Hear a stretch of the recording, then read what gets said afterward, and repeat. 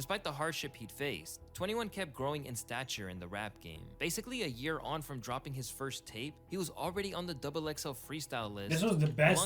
This was one of the best, if not one of the last best freestyles of XXL. I swear it was, bro. Never heard of none of them, but I bet they all sound like the same auto-tune mumbling bullshit, unfairly grouped into a category with people like Lil Xan, Lil Pump, Ugly God, and other artists who were seen as not taking the genre seriously. This is something that 21 always resisted. I'ma keep doing what I do so they can keep talking shit and saying I'm a mumble rapper, but you can hear every word I got now say. 21 Savage was nothing more than another mindless mumble rapper. He used to get bullied online for things like ruining hip-hop, the effortless way in which he raps, and even for the way he pronounces words. But through growth, focus, and persevering through adversity, 21 Savage has outlasted the era he came up in, while so many other rappers have disappeared into obscurity. It's your boy Luesta, and today we're going to be investigating how 21 Savage went from being an absolute joke to becoming one of the most respected rappers in the game. 21 Savage was basically... Didn't he just drop an album too? Yeah, he did. This was made 10 hours ago. Born into chaos. Growing up in the Zone 6 area of Atlanta, he was immediately exposed to some of the horrors that it had in store, including his father being a drug addict. Through witnessing his dad scrape together cash for his next hit, he revealed that the life of a gangster was the way to make money and escape the poverty he saw around him. My whole life, really, you know what I'm saying? My dad smoked dope, so he was a little goddamn J. So I always used to see like, from England, him doing little crackhead shit. That's how I knew what crack was. And then, you know what I'm saying, when it got in that grade where like, man, I want them new shoes that all these spoiled that motherfucker got, that's when I started jumping in the street trying to, you know what I'm saying, hustle, sell some little weed. So it's really been my whole life, really, since I was born, you know what I'm saying? I've been involved with the street. But hands-on, I'd say about 13, 14. Although he claimed that he had a song or two just like everyone else in the hood, Savage never really saw hip-hop as a way out for him until one day when everything changed. On his 21st birthday, Savage was involved in a shootout with his ops that resulted in him being shot 6 times. Dang. While he did escape with his life, his best friend died before his eyes. To deal with the pain, this caused 21 to harden himself and turn more ruthless than ever. Turned into a savage, man. I got on that bull. I was goddamn trying to kill everybody, man. Everybody. If you a nigga motherfucking look at me wrong, B, he's gonna die, B. You know what I'm saying? Anybody who owes me money, B. They got on that real goddamn paid in full shit. Where did you get my hand, my neck, my arm, my finger, and my collarbone. So you got hit 4 times. As well as causing him to grow colder, the whole thing was a wake-up call for Savage that made him wonder if music was the answer. Because if it wasn't for the fast-thinking paramedics that arrived on scene, he could have easily died that night. They put me on the stretcher, cut my clothes off, put me on the stretcher, boom.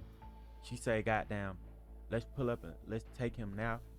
Cause if Sarge get here, he'll fuck around and die. Cause they'll be trying to ask him questions before they let us take him away type shit. Right. That shit with me like the whole, like after I really was just thinking about it like, damn, how many of my partners who like, I wasn't there, but they got shot and they fuck around and died because somebody wanted to question them. After that, that's crazy. Changed. That's when I really started rapping.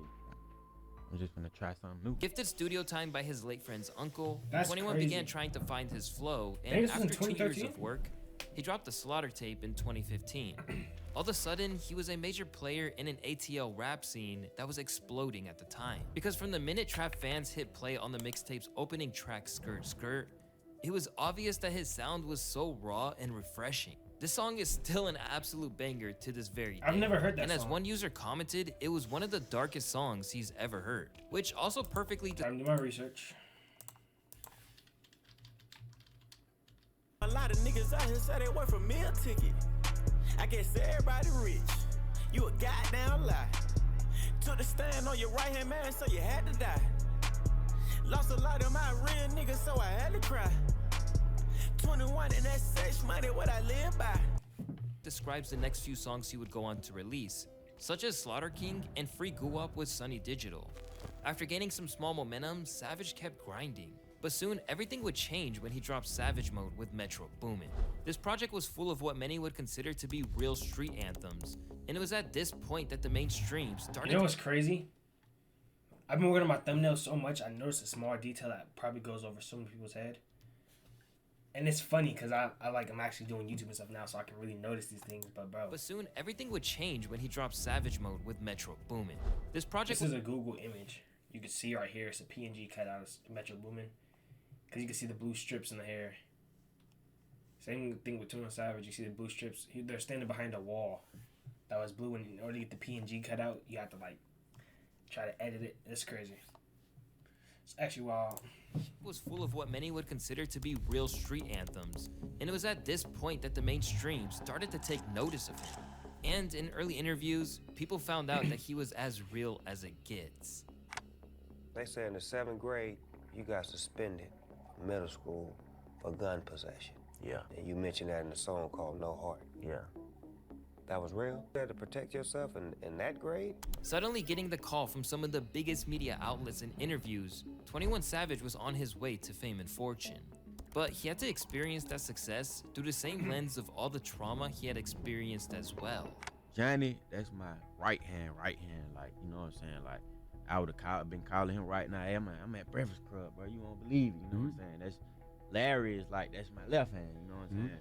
His mama, me, Johnny, Crucial, Rock, like all us, we used to, like Larry mama raised us, you know what I'm saying? Like we used to stay with her, Blase Block.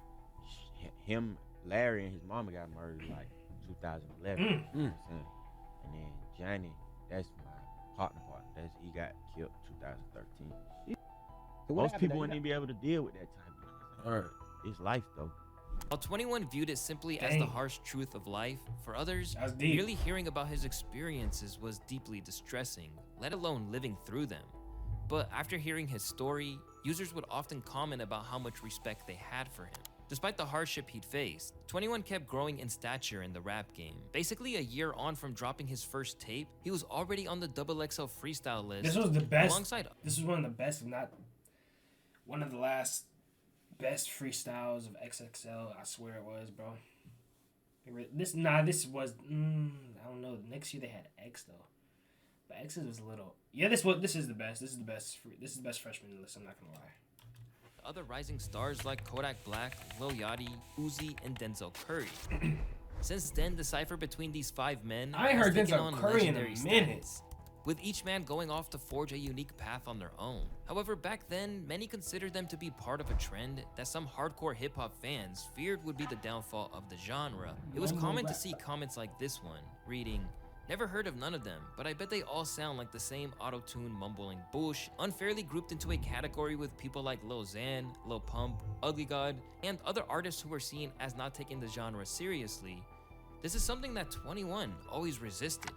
I'ma keep doing what I do so they can keep talking shit and saying I'm a mumble rapper, but you can hear every word I got now say. Although, at the time, there were reasons to assume that he would just be a flash in the pan like the rest of them were. He always seemed gone off lean in his early interviews, and the title of his debut album, Issa, was even derived from a meme. After he was mocked for the way he pronounces words during an interview with DJ Vlad. What does the cross on your forehead signify? It's a knife. Meanwhile, he was getting caught brandishing guns at pool parties in a way that isn't usually great for career longevity. When it dropped, his debut record peaked at number 2 on the charts and handed him a massive hit single with Bank Account. I got Buy a new car for the bitch. For real. I tell her tomorrow. For real. You can't even talk to the bitch. Nah. She fucking with Yeah, that song was hard. I ain't gonna He lie. would continue to keep his foot on the culture's neck for the rest of 2017 as well, turning in the now legendary Without Warning with Offset and Metro, before he guested on what would later be a diamond certified single in Rockstar with Post Malone. But even as everything was going his way, it seemed like 21 was maturing and outpacing the other rappers around him. They were still playing kid. Who was in his class again? Let's do some research, because there's a lot of... Let's do some research real quick. Kodak, yeah, he's out. I don't even know who this is. G-Eazy? I guess. I don't know. Mike? What? Is that G Herbo? Who cares? kid games while he was making moves towards securing his future. Because ever since he popped out, 21 knew what he was in it for.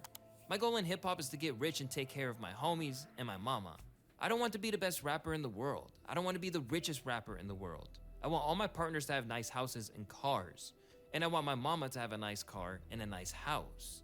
By leveling up his mindset and staying focused on his goals, 21 set himself up to avoid the traps that so many other rappers of his age bracket fell into. But what no one knew at the time was that he would need that maturity to handle being thrown one of the most terrifying curveballs of his life.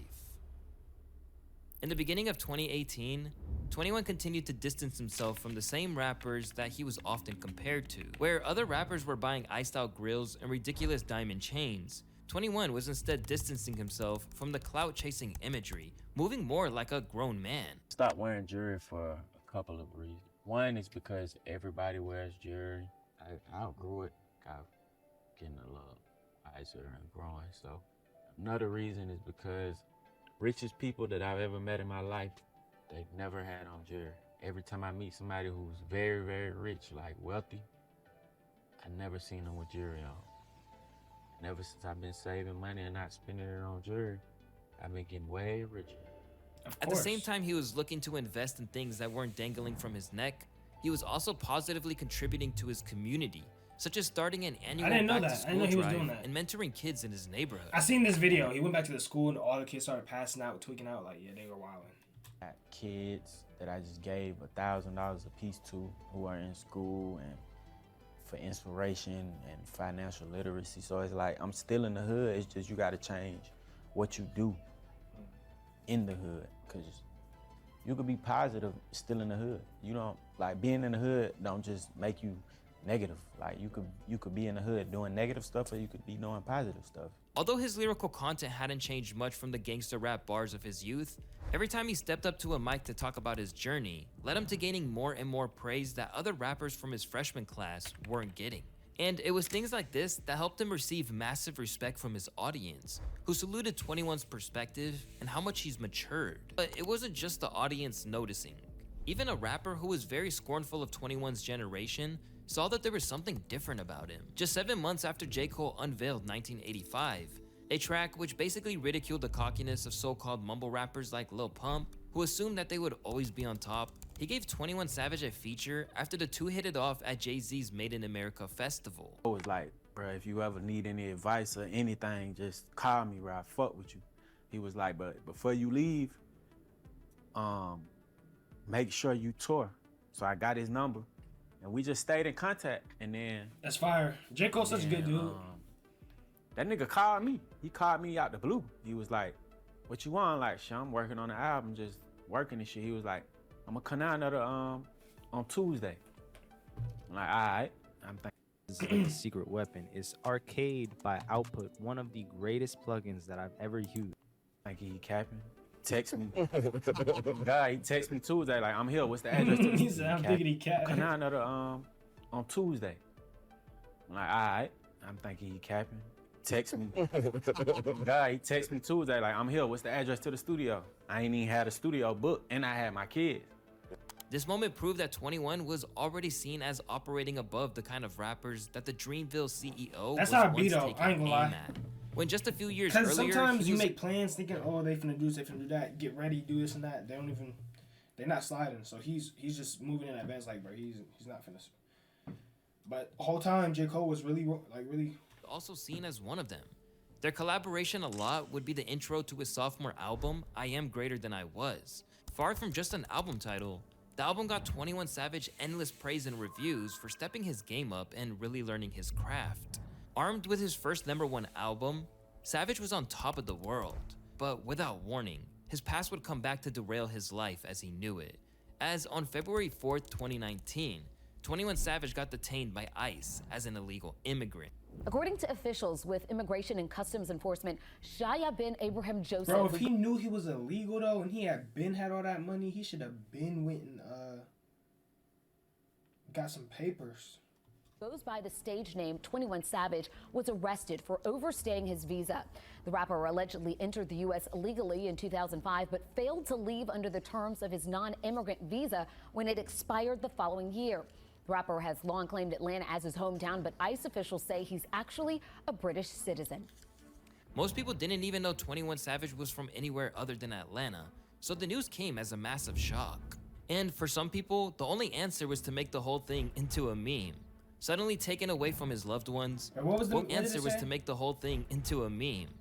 Alright, this gotta be the biggest plot twist in U.S. history. 21 Savage arrested by ICE officials over immigration issues. Says he's actually from the UK. When 21 Savage said, "I got shooters dressed in all red," this is what he was talking about. Suddenly taken away from his loved ones, what was very sketchy about the whole ordeal was that he was detained just days after he had publicly criticized ICE during a recent performance on Jimmy Fallon, where he rapped the lines, "Been through some things, but I couldn't imagine. My kid's stuck at the border." Straight away, people thought this was a little too coincidental, and his lawyer even called the whole thing curious and troubling. Held for 9 days and forced to miss his performance at the Grammys, Savage spoke out just 24 hours after he was released and basically suggested that the whole thing had been orchestrated. I don't really know. I was just driving and I just seen guns and blue lights. And then I was in the back of a car and I was gone. They didn't say nothing. They just said, "We got Savage." It was definitely targeted. After experiencing his life being turned upside down, Savage revealed that he had help in getting his freedom back from Jay-Z. I called Meek while I was in jail and told Meek, like, bro, I just got locked up. Woo, woo, woo. And he called Jay-Z. And then Jay-Z put a lawyer on my case type shit. Got you out of there. Jay-Z fired Yeah, for he that. played a role and get me out of there, yeah, for sure. So he ain't just doing that shit for anybody just cause you rap. It's like you gotta be from a certain cloth, cause I don't feel like he's just doing that for anybody. I ain't Rock Nation or none of that shit. Based on what Savage has shared about the situation, it appears that Jay-Z's involvement was a recognition of Savage's talent and the effort that he had put into his career. For a lot of people, this might have made them resentful or maybe even a little scared to stay on the path that they were on, but not for Savage. Within days of being freed, he launched the 21 Savage bank account campaign, aimed at advising kids on how to manage money and steer clear of credit card companies. Rather than seeing his issues with ICE as a warning to stay silent, 21 Savage took it as validation that he was right on track. And since then, he's been proving all of those people who'd originally doubted him wrong. With each year, it feels like 21 has managed to solidify the idea that he's wise beyond his years. He's even been praised for it multiple times on podcasts like T.I.'s Expeditiously, because the difference between who he was at the beginning of his career and now is staggering. I always like to see 21 interviews because he's grown into a man that I doubt people early on didn't think he would. Whereas other rappers in his bracket are still getting hit with fresh charges or getting into feuds with fellow artists over pettiness, Savage has reached a point where he's basically became a mediator in beefs, which further showcases just how far he has came from the days where he wanted to kill anyone that looked at him wrong. 21 Savage did something I thought was very dope. And he gave me this explanation. He said, yo, I think it was getting to a point. He's like, when two friends are going at it, if it goes far enough, you got to pick a side.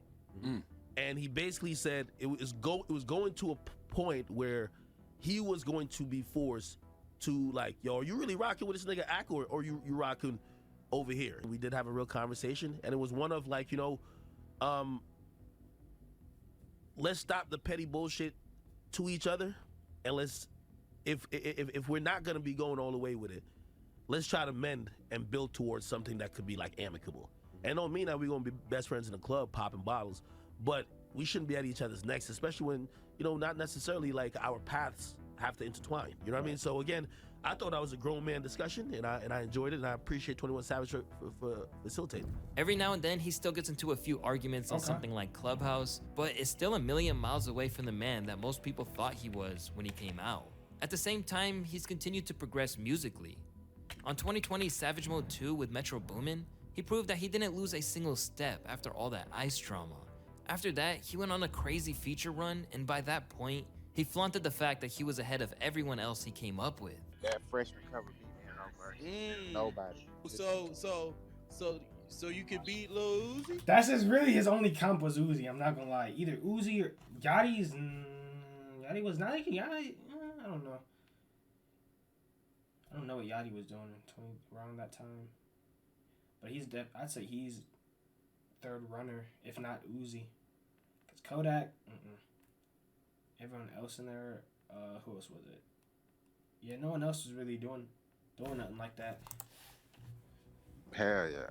Naturally, classmates like Kodak Black and Designer took issue with what he was saying. But when you look at the numbers, it's pretty hard to argue with him. In 2022, he had the top 5 most entries on the Billboard 200 without putting a single record out. Then in 2023, he had a huge year, courtesy of teaming up with Drake for their collaborative album, Her Loss. And if you had any doubts about how much he's respected in the game, he was actually the one who guided Drake on how to attack that project. You know, I'm pointing it out. Like when he sent me the song, I'm pointing out what I heard, like, and telling him like, yeah, nigga, talk that shit. Yo, you gassing it? You know I'm gassing. I'm behind him. I'm Nah, standing for real on whatever he's standing on, I'm standing on it too. It wasn't just him trying to talk himself up either. A lot of people saw him as the man that helped inspire Drake towards making one of his best albums in years. This album is proof that he always brings out the best in people. I think it speaks volumes about how much people respect him and how he's able to bring out the best. From the optics alone, working with Drizzy on a collab project helps people to associate you with the pinnacle of the game. I mean, the last person to do that prior to him was Future, and before that, it was Kanye. I mean, before they started beefing. But when it comes to the numbers, 2023 is the year that proved he's really in the elite. This year, 21 racked up 6 billion streams without releasing a solo project. That puts him at 6 overall in the US, with only Taylor Swift, Drake, Morgan Wallen, Bad Bunny, and The Weeknd performing better than him. Whether you're a skeptic that thinks Drake put him on, or someone who believes that 21 Savage is just a superstar in his own right, I hate when people there's no say that, bro. If you're already on and then somebody puts you on even more, people say, oh, he put you on. Bro, you was already on. Like, what are you talking about? For me, putting somebody on is like they had nothing and you gave them everything. Denying that he's flourishing right now in a way that most of the artists who came up in that mumble rap wave just aren't. And more importantly, he's done it without getting involved in drama or doing cheap publicity stunts to keep his name out there. Besides that, what makes what he's accomplishing also impressive is that he's doing it without even trying to compete. That ain't what I'm in it for. I want to be the greatest me. I don't care about being the greatest rapper. Right. Cause who is the greatest rapper? It's debatable. It's gonna be debatable for the rest of time. I know it's a lot of people who love what I do, and you could be hard and all that shit, but we can go right here and these niggas will say that shit bullshit. We love Savage. Savage harder than that nigga. Right. That's who I do it for. That's who I'm rapping for. Right. That's the best answer I heard. That's the best answer. He's in his bag. He was in his bag, I ain't gonna lie. He was in his bag right there. That was W, fire, fire, fire, all that other stuff, boom. Yes, sir, but look. 3 hours, I'm finna get up off